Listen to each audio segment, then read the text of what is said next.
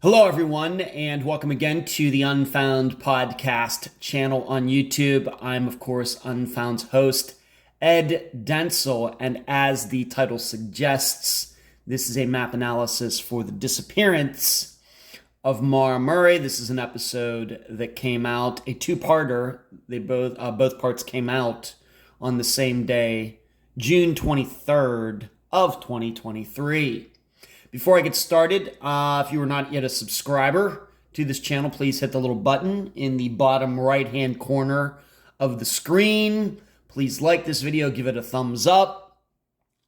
And if you'd like to go one step further, something that really helps us here at Unfound is if you hit the join button below the screen. If you cannot see it on your phone, that is very common. You will have to go to like a tablet or a laptop or something like that to see that join button. For some reason, the the YouTube apps sometimes do not show the join button below the screen. This is seems to be very prevalent, especially on iPhones. But if you'd like to monetarily contribute monthly to what we do here, you get some stuff that other people do not get if you hit the join button below.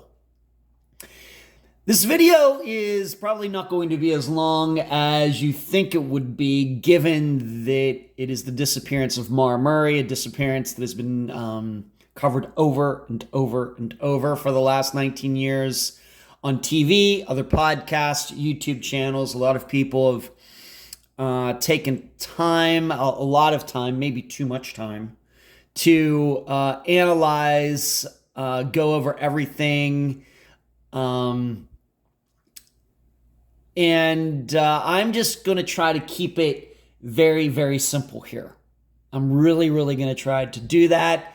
And what I'm going to rely on is my experience with disappearances, and really Maura's disappearance in so many ways reminds me of a disappearance that Unfound covered not too long ago. And in fact, I featured this particular disappearance on an Unfound Now episode that then became a regular episode. And that particular disappearance is of Jason Landry.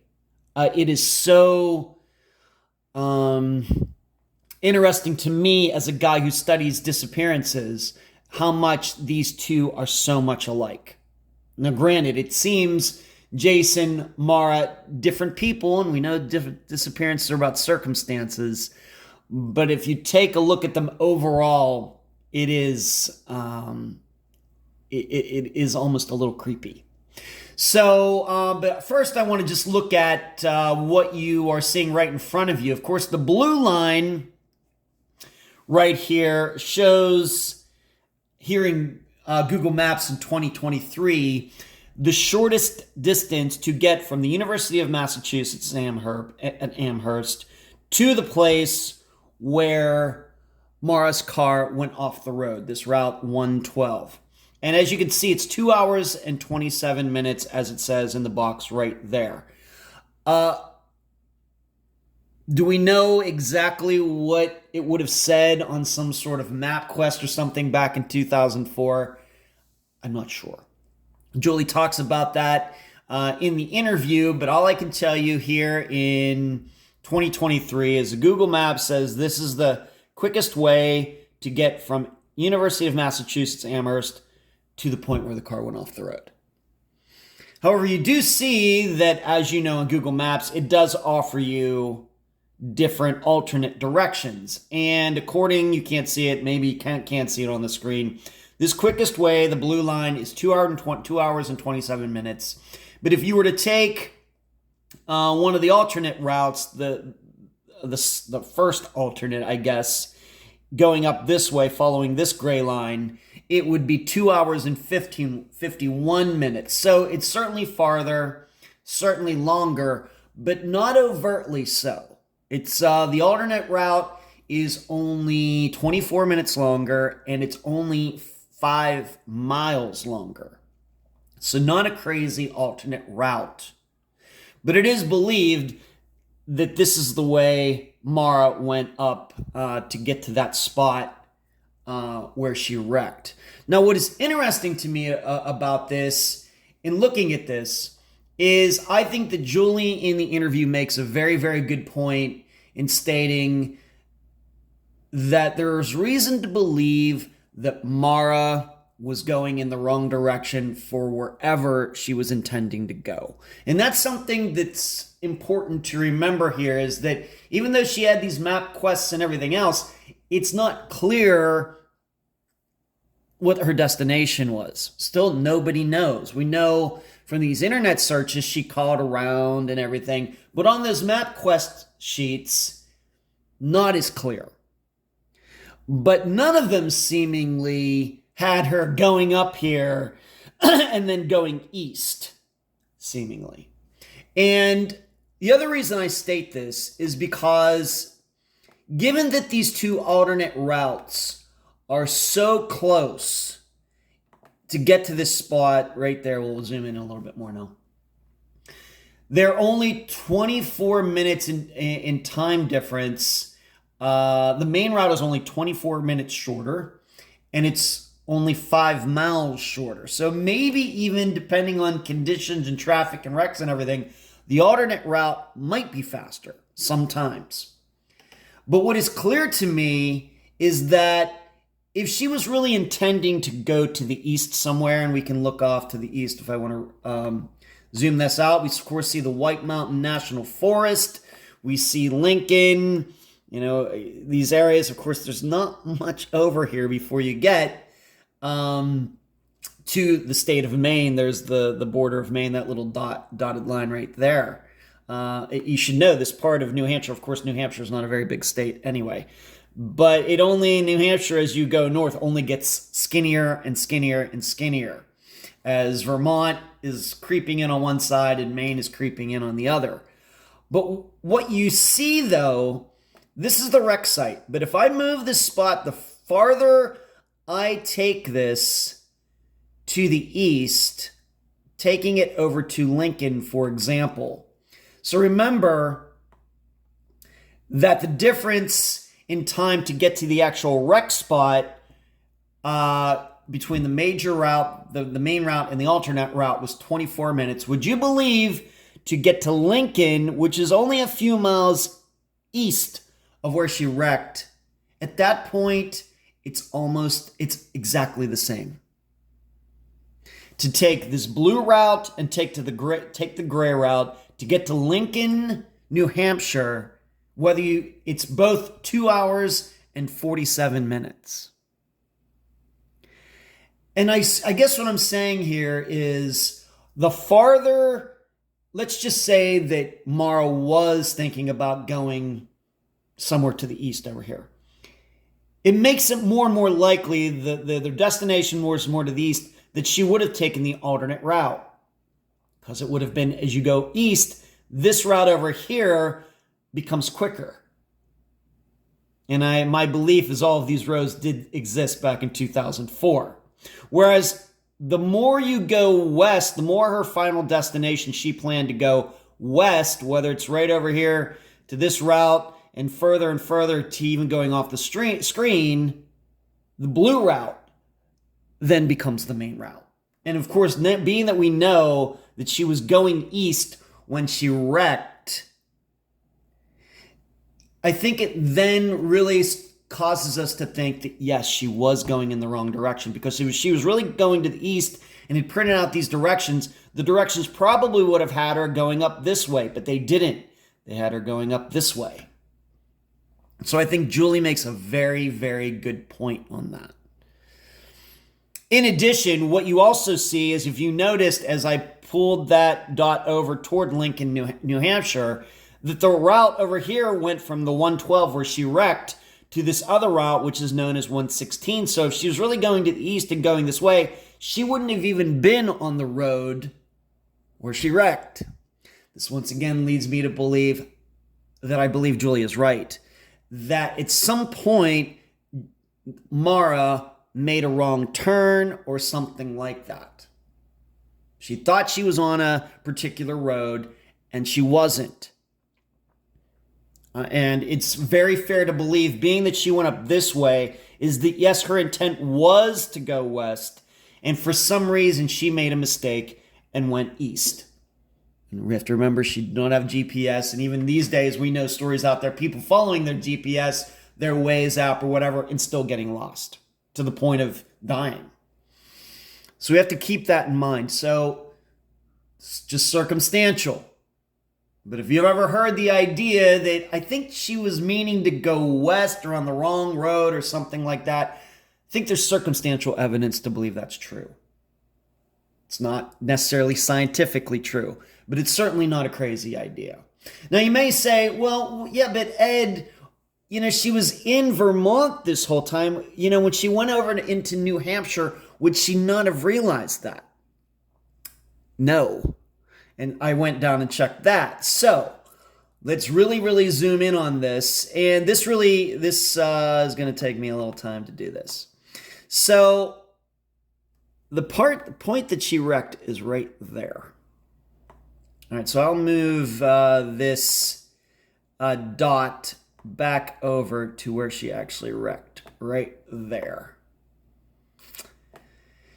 Now, what you have to imagine is taking this blue line. This is all Vermont in here. She's riding right along the New Hampshire, Vermont line, but this is all Vermont.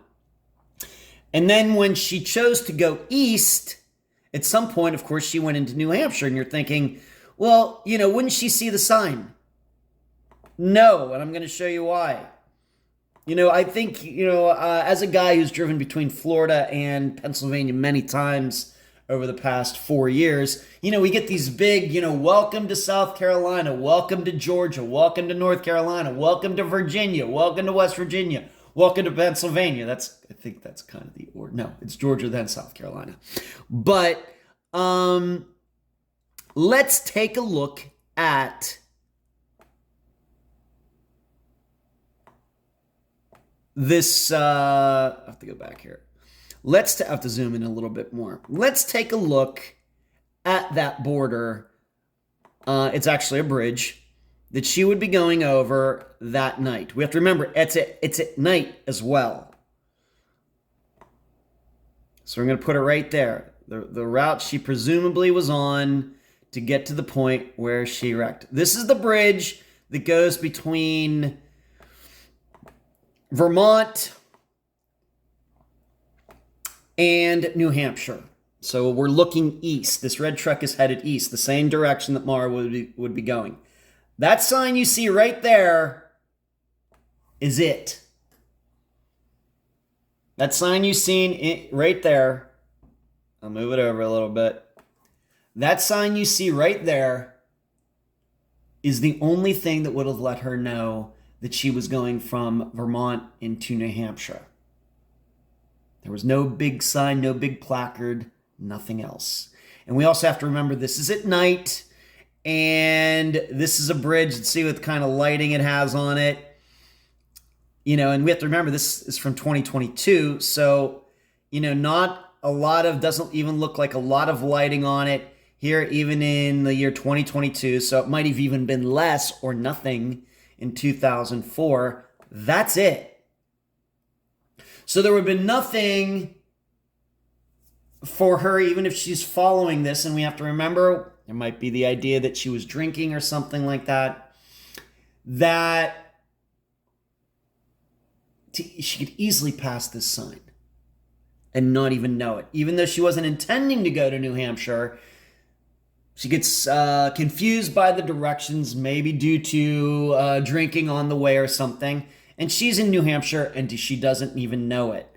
This is a totally believable scenario. Circumstantial, not scientific, but certainly circumstantial. Whereas we might want to believe, had there been a big sign like right over the top of the bridge here, right in the center, like up here at the top, stating welcome to New Hampshire, then that of course might have gotten her attention a little bit more. Something to think about. So there are reasons to believe that she was going the wrong direction, and there are reasons to believe she wouldn't have realized it. All right, now I'm going to go back to the satellite view. Now, for all of you who are, really dedicated Unfound listeners, you can already tell that this sounds a lot like Jason Landry's disappearance, as I stated earlier, that he was heading home. There's also a belief with him that he could have been not drinking and driving, but being impaired while driving, maybe smoking marijuana or doing something while driving. And that's the reason he missed that sign in Luling, Texas. He needed to make a right to go down to the I-10. Instead, he went straight and kept going straight, even though that road eventually turned into a gravel road. And then he wrecked. And very much like Maura's, in that his car spun around and ended up facing back the other direction. Both college students, both seemingly on the wrong road. Of course, we know where Jason was going. We're still not sure where Maura was going. But then they wreck and their cars spin around facing the opposite direction. There are reasons to believe that both of them might have had head injuries. Of course, Maura was not wearing a seatbelt. Jason, the driver's side, slammed up against that fence. Do you see what I'm saying here, what I stated earlier in this video? How similar these disappearances are. Even though they're separated by how many years? Almost 17 years and like 2,000 miles between New Hampshire and Texas. It's weird like that. And of course, with Jason Landry, there is a belief that he also walked away from his car. Of course, people believe he might have gotten picked up, very much like all of the theories that have gone on with Maura over the years. And once again, this is how similar these two things are. In Jason's, he could have walked away, died somewhere, and nobody's found him yet. He could have been picked up by somebody. He could have amnesia and being, living, somewhere, as John Smith, not knowing who he really is, on and on and on. These are all the same theories that go along with Maura's. That she died out in the woods, that she got picked up by somebody, she got picked up by a cop and was killed. And you should know there are people who think that with Jason's disappearance as well. So the theories that come up with Maura's are not unique. In fact, any sort of disappearance like this, and Jason's is just on my mind because we've covered it, but there are many disappearances out there where cars have been wrecked and people walk off, and these are always the same theories. So the theories that go along with Maura Murray's disappearance are not unique to her. Those theories are always with these kinds of disappearances. I think that's something to remember. However, one of the big differences, and I'm going to get to it right now, regarding Maura's disappearance from Jason's is the search area. Anybody who's watched these map analyses before that I've done these map videos, know I take time to take a look at the surrounding area. And when you see all of that green on a screen, you know it's trouble. It's trouble. In fact, this is what, in my opinion, makes Jason Landry's disappearance a little more perplexing, is because the search area, the area around where he wrecked, much easier to search than where Maura wrecked. But he is still missing. Now, granted, it's only been a couple years with Maura. It's been 19. But still, you look at green like this, and it's trouble. There is no way that you can have a 100% accurate inch-by-inch, foot-by-foot search in terrain like that. Even if all of the landowners agree to, oh yeah, come on, do what you want to do. We want to help you out. There's no way to do that.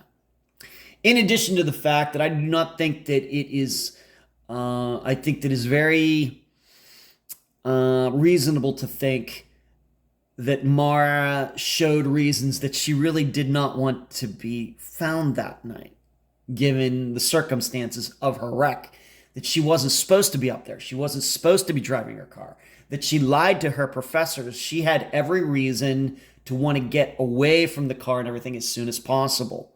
And that doesn't mean she wasn't picked up by somebody and murdered. But anybody who is just getting into disappearances, when you see a search area like this with all of that green and you can see the shadows and mountains and everything else, there's no technology that yet exists. Heat radar or whatever they call it, helicopters.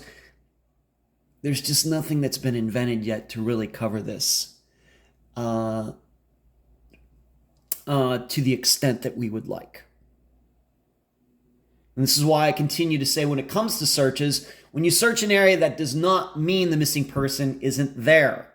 All it means is you just haven't found the person yet. And the thinking, you see what I'm doing there.